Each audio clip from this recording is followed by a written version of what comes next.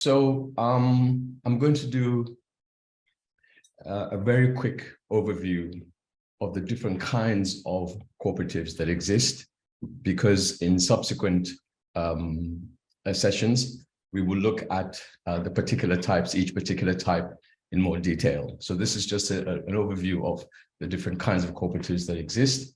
And what I'm going to do is, where it's possible, I'm going to give a little story behind the background of the particular cooperative that I choose to illustrate the type, so that we get a bit of more human interest into the discussion. So let me begin by let's see. Okay, so I will begin by going straight into one of a type of cooperative, and then I will produce this kind of summary in terms of definitions and so on at the end, when we've gone through the different kinds of co-ops and hopefully have a clearer grasp of what we're talking about. So I want to begin with purchasing cooperatives, which are common around the world, less so in Africa than in some other places. But basically, it's the business model is that businesses come together. So they could be farmers, they could be schools, they could be hospitals, they could be retail stores, and they come together to buy their inputs together. And the benefits of doing that is that they can negotiate at lower prices that would not be available to them as individual purchasers. So when let's say a group of farmers want to buy, let's say, seeds or fertilizer, they can place one order, and that one order will allow them to buy at their cooperative to buy at a lower price. And of course, then the cooperative will pass on the goods to the farmers, and so the farmers will get them at the better price that than they would have otherwise. So as I say, examples of farmers could buy fuel, seeds, fertilizers, pest control.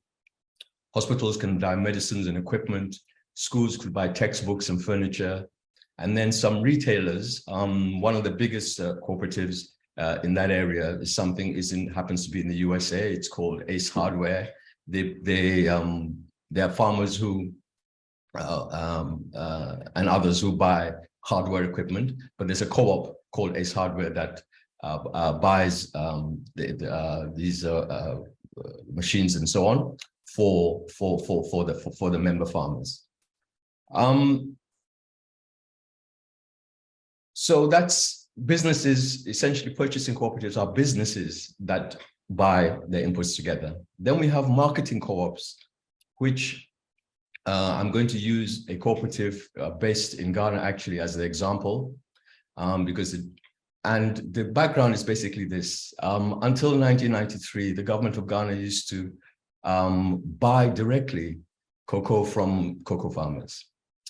Then in 1993, it decided to pull out and turn the whole process of buying cocoa from farmers over to the private sector.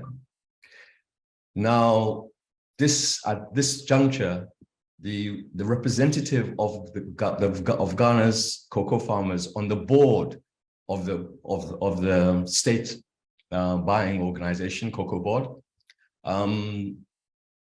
decided that this was a great opportunity for the farmers to get involved in marketing their own cocoa.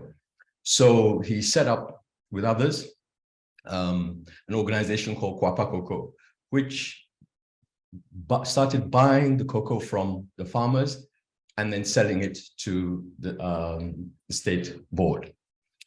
So this happened, and more farmers came on board and ran the organization in a cooperative manner, meaning that the decisions that were taken as to what should happen, those who were members or the farmers who were members participated in that decision making.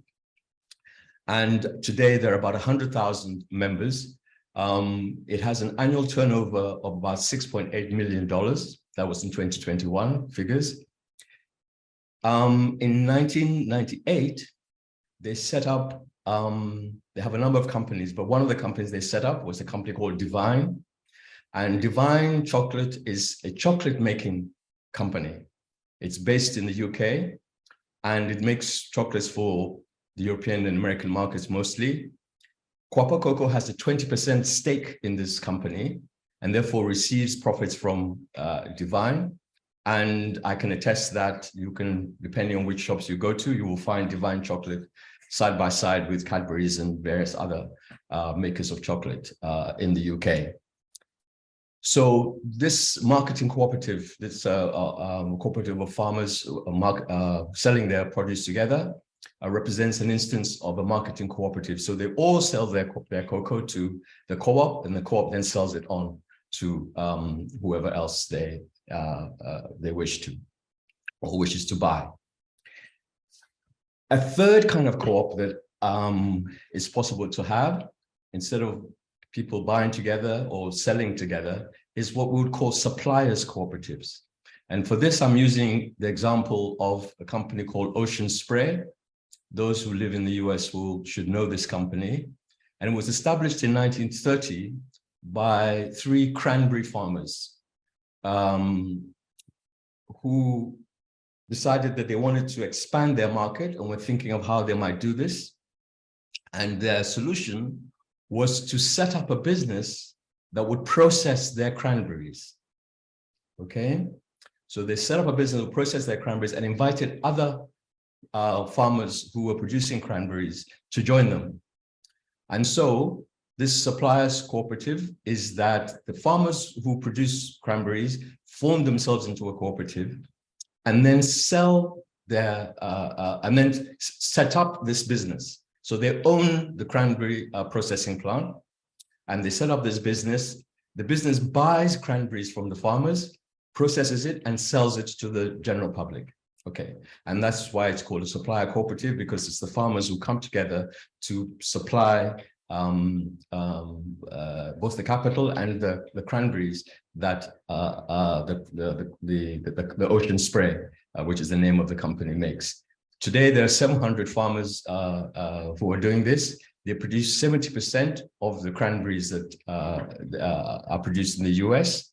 Their turnover is not $1.2, it's $1.2 billion. Yeah, $1.2 billion is their annual turnover. And you can imagine that, you know, in the African context, you could have, let's say, market traders, mostly women, it happens in the African context, one of the problems they have is getting transportation from wherever goods are sold or goods are produced to the market. They could set up a transport business. They could set up a wholesale business. This would be a possibility available within our context. Moving on to take a different example. This is now consumers doing things together, consumers consuming together. And the example for that is something called, I take that from the UK, something called the co-op. The co-op was established back in 1844, essentially. It was a group of English weavers, 28 of them, got together and decided that they would start their own shop because they felt they were being cheated by the local shopkeepers. And everybody contributed £1, which in those days was a fair bit of money. And they used that money to buy the provisions, sugar, milk, and so on, bread, put it into the shop, everybody bought, and they kept a record of what everybody bought. And at the end of the year, the profits that the shop made, some of those profits were distributed to these, anybody who was a member, based on how much they had bought from the shop. So it wasn't based on the fact that you put in £1, it was based on how much you bought from the shop, which in cooperative speak is called patronage. So your patronage is what determined how much you receive. So this is a business that is owned by its customers. And today you can still become a owner of the co-op. You still costs only £1.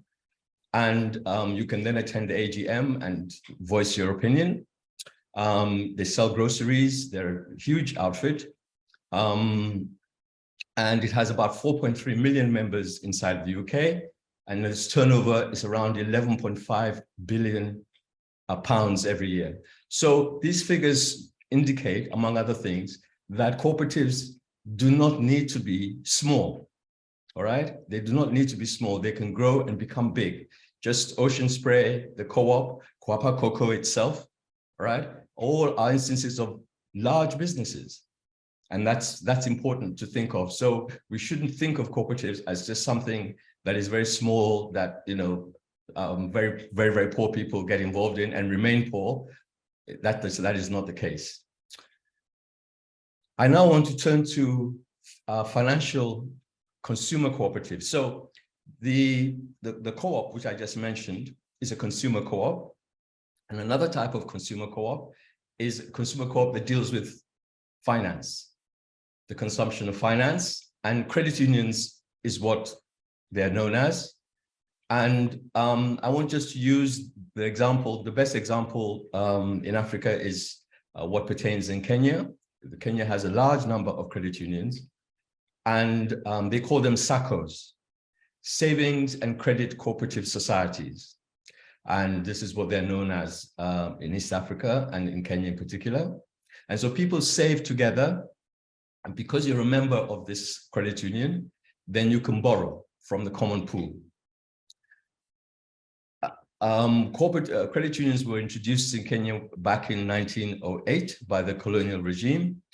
But today, there are estimated to be about 3,000 SACCOs in Kenya with about 4 million members.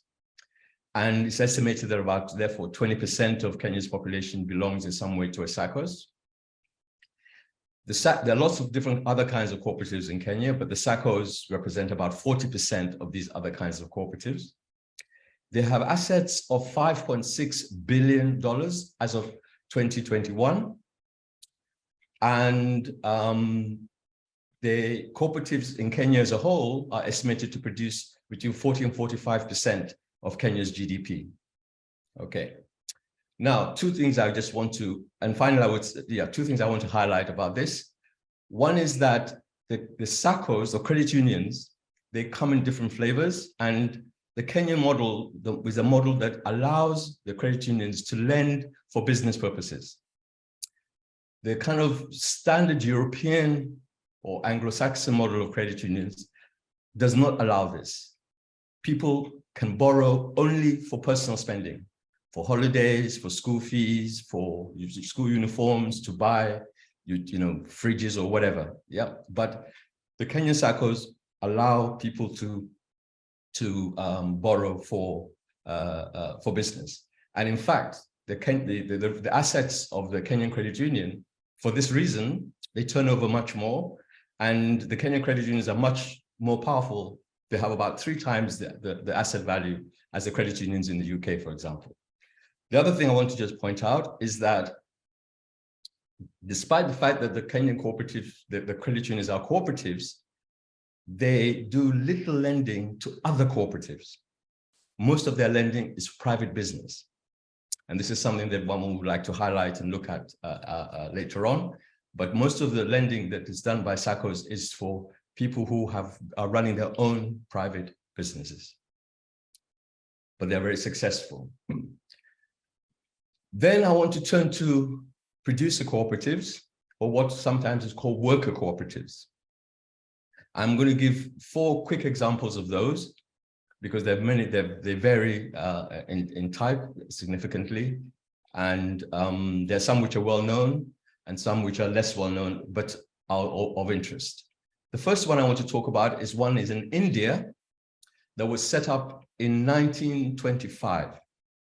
What's their story? Their story is that a group of laborers who were hired to do manual work on public, building roads, bridges, buildings, public works, decided that they were being cheated by the agents who hired them out, and decided to set up their own agency. And this was what is called the Uralunga Labor Contract Cooperative. And they did this in 1925.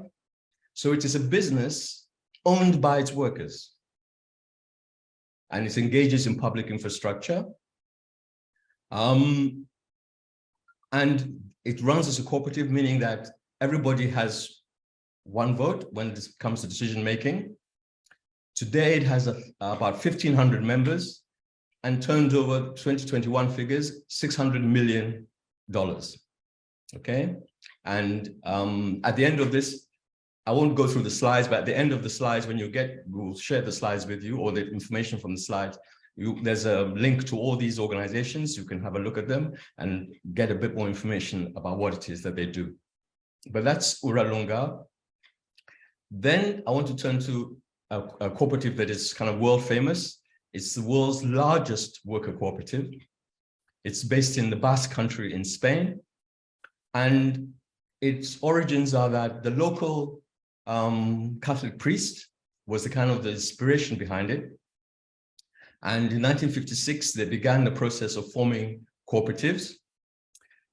And they started with, the first cooperative was made heating stoves, because in the Basque Country, it's in the mountains, it gets quite cold. That was their first product so it was for themselves, heating stoves for the region. Anyway, they grew and they have in excess of 100 different cooperatives. It's a kind of conglomerate of cooperatives operating as one cooperative.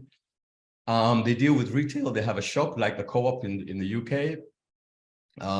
They have finance, they have a bank, they do manufacturing, and they do research and development. So they do retail, finance, manufacturing, and knowledge. In fact, they have their own university that they train their members. Again, it's a cooperative, so the decision-making is done on the basis of one person, one vote. Altogether, there are 85,000 people inside of this cooperative. And their turnover in 2019 was 12 billion euros. Okay, so again, as I said, these are significant organizations. And when we're dreaming, we can dream about having something that is as big as this. Now I wanted to turn from Mondragon, which is sort of very highly centralized in Europe. I want to go to something called Seco Sassola, which is based in Venezuela. And its story is that a local Catholic body encouraged the very poor, and there's some very poor people in South America, were and still are, to begin to mobilize, to come together, sort of improve their lot. And they use the cooperative as the model. And the first one they set up was a transportation co-op. And then later this grew. They had a sort of topsy-turvy history, but later on this grew, and they now have about 50 cooperatives. They operate differently from many other cooperatives. Their own principles are what they call mutuality, respect, and transparency. And the thing that makes them stand out is that they don't have a hierarchy. They have lots of meetings to decide what should happen, okay? But they have about 20,000 members, and they turn over $100 million a year in this in this province, the Lara province in Venezuela. Okay, so it's not so well known as it should. It should be better known, partly because of the lack of hierarchy. They managed to operate this huge money-making enterprise, or this huge enterprise, in a very non-hierarchical fashion. Finally, the last I want to turn to something called the Cooperative Home Care Associates. In a way, this is similar to the Uralunga Labor Contract Cooperative in that it was a group of nurses in the US back in 1985 who decided that they were being cheated by the agency that employed them to provide home care, right, to their customers. So they set up their own agency, and this is Cooperative Home Care Associates, and began to bid for contracts to provide home care. It was mostly African-American and Latina women that were involved in this enterprise at the beginning. And again, as a cooperative, all the decisions were done democratically with one person, one vote. Today, there are about 2,000 members. Their turnover is, I've taken the lowest figure I could find just to be safe, because there are figures that suggest that are somewhat more, but around $50 million a year in 2021. But it's the largest worker cooperative in America. Okay, there are other cooperatives like Ocean Spray, as you saw, their turnover is more, but Ocean Spray is not a workers' cooperative. So this is a workers' cooperative, and it's the largest workers' cooperative in America. It's owned by women, it's owned by African-American and Latino women. And the final type of cooperative I want to talk about is what we would call a multi-stakeholder cooperative. Now, all the cooperatives I've spoken about so far are cooperatives that are owned by particular stakeholders, right? It could be the purchasers, it could be the marketers, it could be the suppliers, it could be the consumers, it could be the workers. The multi-stakeholder cooperative can have more than one stakeholder that is a member. So it could have the owners, the suppliers, the workers, customers, local residents, and so on, could all be part of the decision-making body. Its main benefit is that if you have lots of different people who are the stake in the governance of the organization, then those who are going to be impacted by the decisions of the organization will be present at the table. And therefore, whereas now, a lot of people who are impacted by decisions that businesses make are not at the table, then the decisions that are made are not are going to take into account their feelings, or rather, because they're not at the table, decisions don't take into account their feelings. Whereas with multi-stakeholder cooperatives, if the people who are stakeholders are at the table, then the decisions that are made will take into account their feelings. So that's the multi-stakeholder cooperatives, and a lot of people promote these as a good example. So just to summarize, we've got purchasing cooperatives, that is businesses buying inputs together, marketing cooperatives, businesses selling produce together, suppliers cooperatives, businesses that are owned by their suppliers, consumer cooperatives that could be businesses or individuals that are owned by their, businesses that are owned by their customers who are individuals. Producer cooperatives are businesses owned by their workers, and the multi-stakeholder cooperatives. Cooperatives are supposed to operate according to 7 principles. Internationally, there's an organization called the International Cooperative Alliance, and lists these criteria as the way in which cooperatives should work. They should be open and voluntary in terms of their membership. There should be economic participation. I talked about patronage, that is, you have to produce something. It's not your money that is going to work for you, it is you that is going to work. Okay, it should be democratically controlled. It should be autonomous. It should highlight learning amongst the cooperators so that they improve both their knowledge about how to operate a cooperative, but also their knowledge to do with whatever it is that they're doing. And cooperatives should cooperate amongst one another. And finally, cooperatives should be engaged with the local community. So these are the 7 cooperative principles which are being reviewed at the moment by the International Cooperative Alliance. Whether or not they'll be added to and in what way, we cannot tell yet. So what's a cooperative? A cooperative, the definition that the International Cooperative Alliance and the International Labour Organization use is as follows: an autonomous association of persons united voluntarily to meet their common economic, social, and cultural needs and aspirations through a jointly owned and democratically controlled enterprise.